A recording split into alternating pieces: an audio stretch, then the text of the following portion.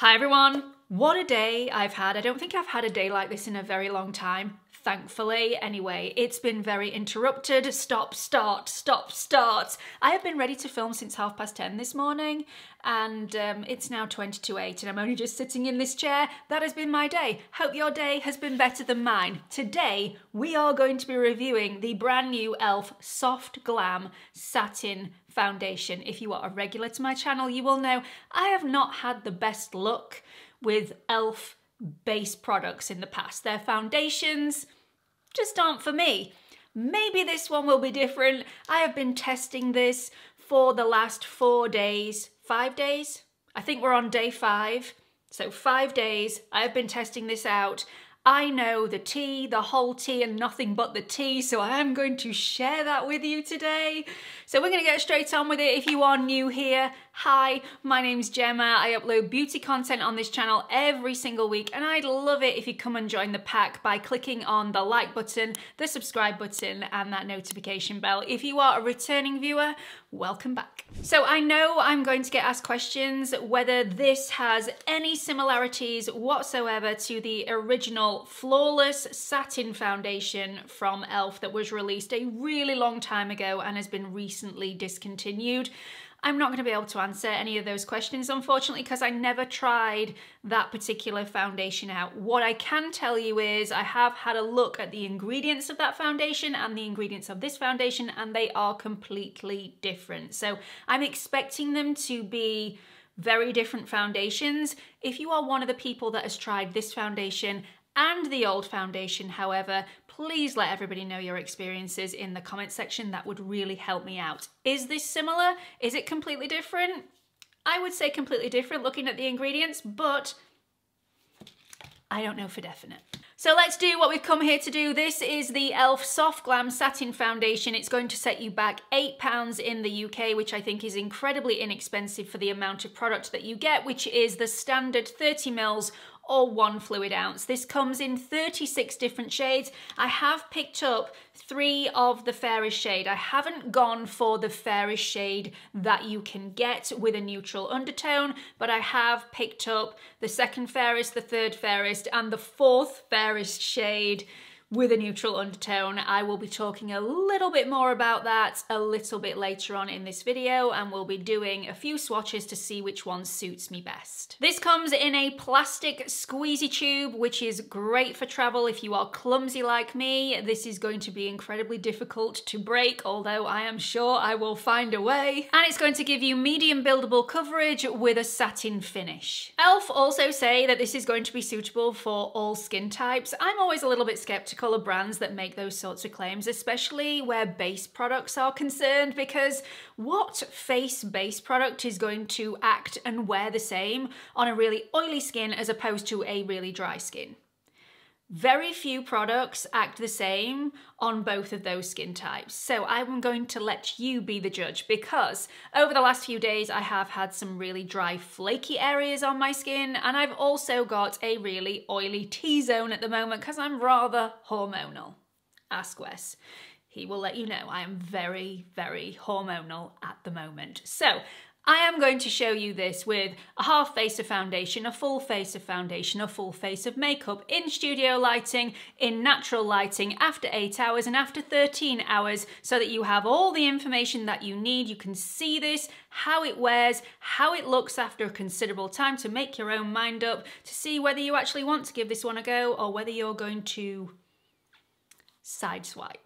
So I bypassed the shade 11, which is the fairest neutral undertone shade that e.l.f. do within this collection. I went straight for the shade 13, which again is for fair skin tones with a neutral undertone. It's just slightly deeper than 11. And then I've gone for the shade 21 and 25. Both of these are for light skin tones with a neutral undertone, and these are more my match. If I was to wear 13, I think I'd look like a ghost. Looking at 21 and 25 next to one another, there is a definite difference in undertone. Although these are both neutral, One of them, 21, is more dominant warm, and one of them, 25, is more dominant cool. So one of them's slightly pinkier, the other one is slightly yellowier, so it depends on which undertone you are, which one is going to suit you best. For shade, having swatched these on my jawline, I decided to go for 25 because I thought that was my closest match. In all honesty though, I wore 21 yesterday. I can definitely make 21 work as well as 25.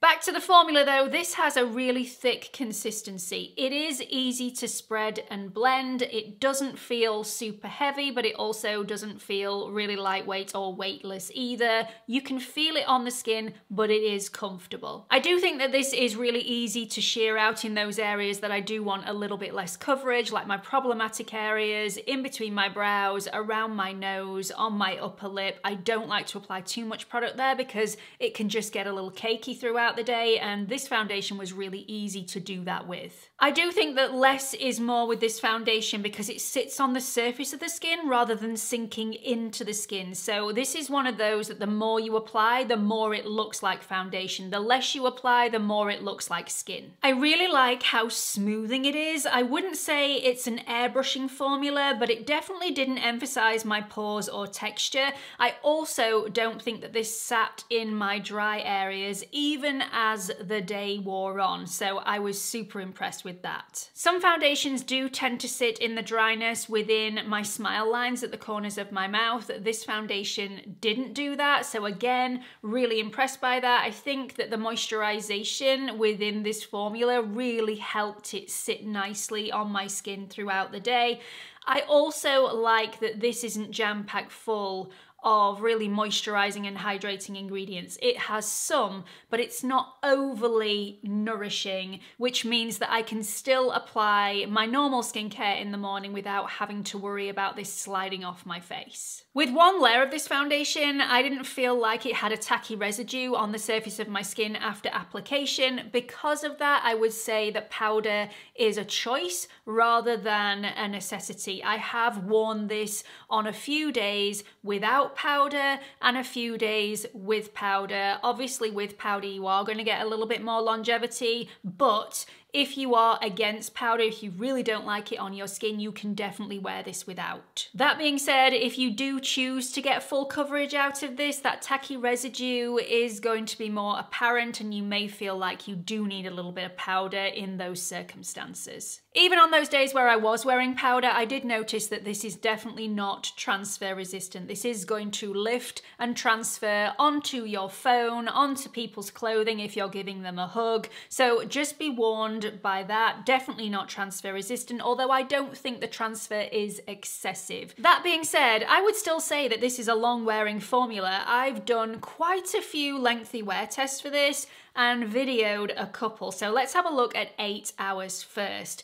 This is all still intact on my face. There's a little bit of shine on my oily areas, but not masses, and I did 0 touch-ups throughout the day. So on days where I do wear tests, I do not touch this foundation. So if I've got a really busy day, it's obviously going to be a lot shinier than on days where I'm not super busy, but every single day that I've videoed for you, I had a really busy day. So the oil is definitely there, but all the foundation is still there as well. This hasn't started to break down after 8 hours and I still think it looks beautiful. After 13 hours, and this is the shade 21 by the way, not the shade 25, so this is the slightly yellowy shade that I was wearing on this day. The foundation had started to break down a little bit after 13 hours, but I was still really impressed because once again, I hadn't touched this foundation up at all, and the majority of it was still on my face. There's just a little bit around my nose that started to look slightly cakey. That might have been an application error. Maybe I applied a little bit too much that morning, but still, 13 hours, and I think that is pretty decent. Still looks really nice on my skin. So, final thoughts. I think this is the best foundation that e.l.f. have on offer at the moment, and I do not say that lightly. Now, I know you're probably all screaming, yes, but you really don't like all the other foundations, so how does this compare? I really like this foundation. I chose to wear it yesterday to my mum's birthday lunch. She had a great time, by the way. Thank you for asking. I know you're all asking. She had a great time. But this looked beautiful all day. All day. And I would choose to wear this in the future as opposed to the other ones that are in the naughty bin. This will be on a higher shelf. I think it is lovely. It wears beautifully. I am a little bit disappointed that I don't have 100% shade match for my skin tone, but there are 2 shades that I can make work, 21 and 25. And if you are my shade twin, I think I've probably settled on shade 21 rather than 25 that I have on today, because 25 I have to blend down my neck, whereas 21 matches my undertone a little bit better with it being more dominant warm, and the 25 is slightly pinkier, which looks a bit odd on me. It might not do on camera, but it does in real life. So if you are my shade twin, go for shade 21 if you're wanting to give this one a go. Not only is this a really lovely foundation, and no, this isn't the most skin-like foundation I've ever had on my skin because it doesn't sink in, it sits on the surface, so it does look like makeup, but beautiful makeup. I'm also blown away by the price of this. They could have put the price up. I would have bought this at £10, but they've marketed it at £8, and I think hats off to them because they could have made more. I would have paid more. I think it's worth more. So that should say everything. I really like this. I think it's lovely. Before anybody asks, these did not come in PR. I bought these with my own money. Not that that would make any difference to what I said about these in this video, but you know, full transparency, all cards out on the table. I bought these with my own money from the E.l.f. website. Literally as soon as this product dropped on the website, I was on there buying this. And actually, to my surprise, these came in about 3 to 4 days, which is unheard of for me. Usually I'm waiting a lot longer for items to arrive from the E.l.f. website, which is why I usually choose to order from elsewhere. But at the moment, it's only available on the E.l.f. website, or at least it was when I ordered. So let me know your experiences with this product. If you have tried it already and you liked it or you didn't get on with it, please share your experiences with the rest of the pack in the comment section. Please also add what your skin type is in your comment, just so everybody has that little bit of information that might help them make their mind up.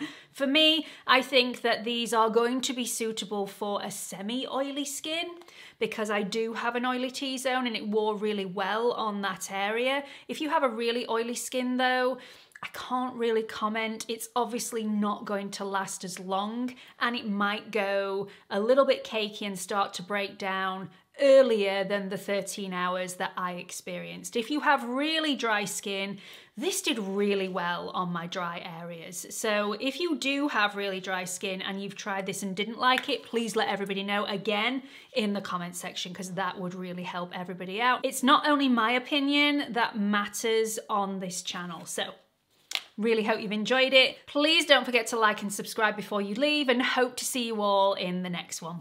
Bye everyone.